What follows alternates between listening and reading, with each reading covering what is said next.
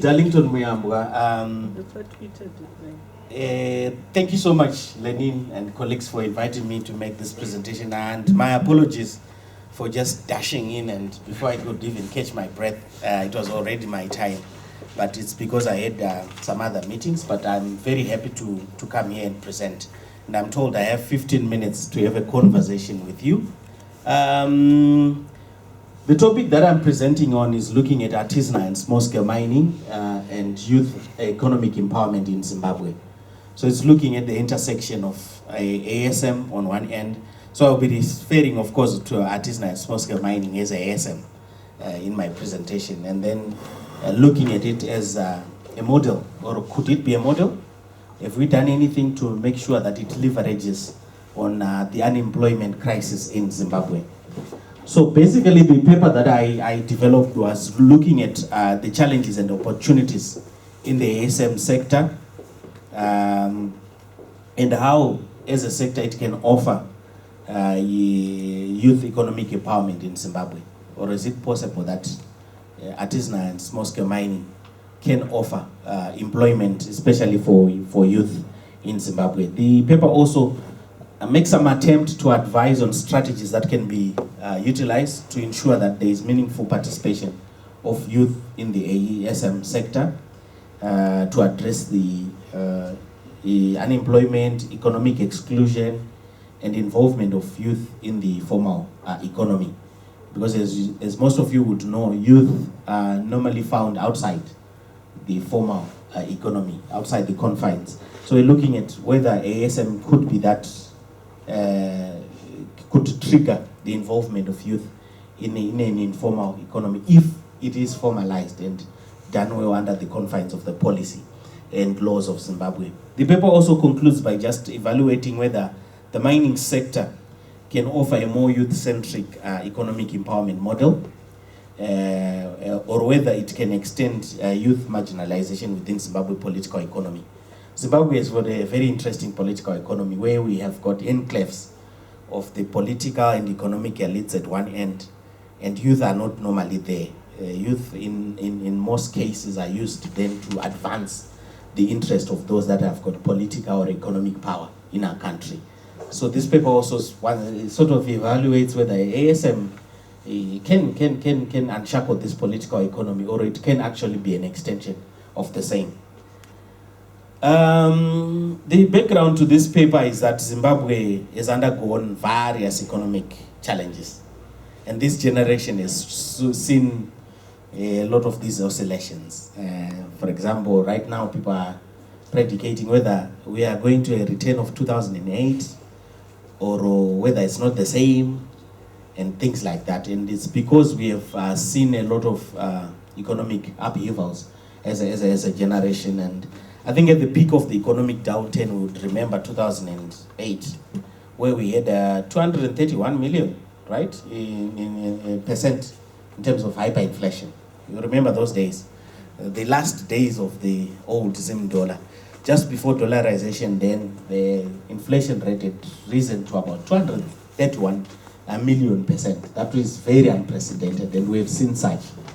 The other background is that post-2018, post-2008, not 2018, that's 2008, we have seen a renewed interest in the mining sector in Zimbabwe.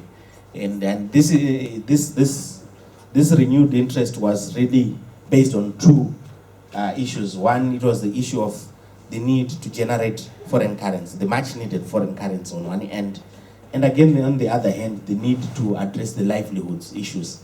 Because in 2008, our livelihoods were very much dented and affected. And you remember that is when some said we had miracle Ngoda in Manicaland, for example.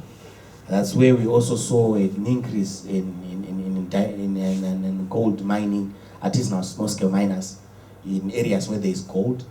And a lot of people have theorized that actually it was God's intervention. Some have said it was God's intervention because at that very difficult time, all of a sudden we had an outlet, and mining became an alternative, not just for foreign currency for government, but also for livelihoods. And it is the time that it was estimated that about 2 million people were benefiting directly from the subsector of artisanal and small-scale mining. And if you say it's 2 million directly, indirectly, then you see a very huge figure. So you see how the sector then managed to become a savior of our nation in times of crisis. Distribution, however, of the benefits from the artisanal and small-scale mining has really took either a partisan approach. It's either party X or that benefits or that doesn't.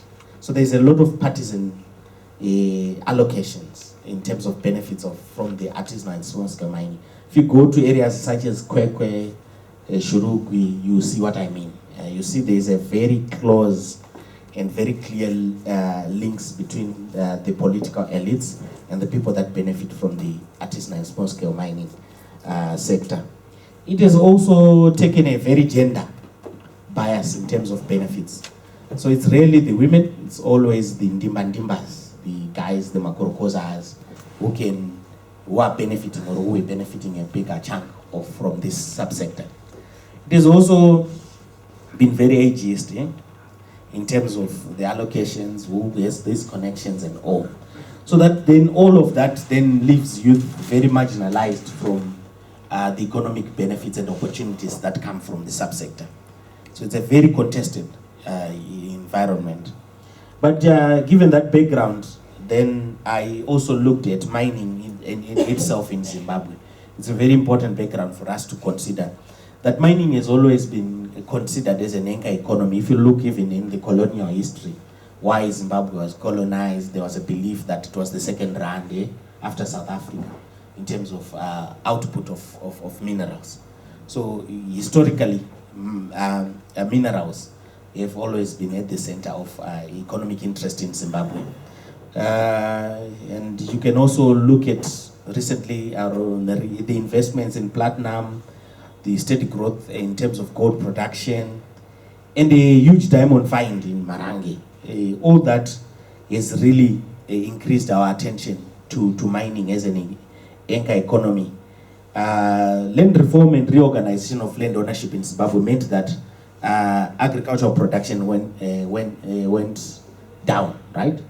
And when that happened, mining then became another alternative sector that the government had to look into to provide the much needed foreign currency. And then, of course, with if you look at the Zim asset, before we have the TSP, transitional, what is it called?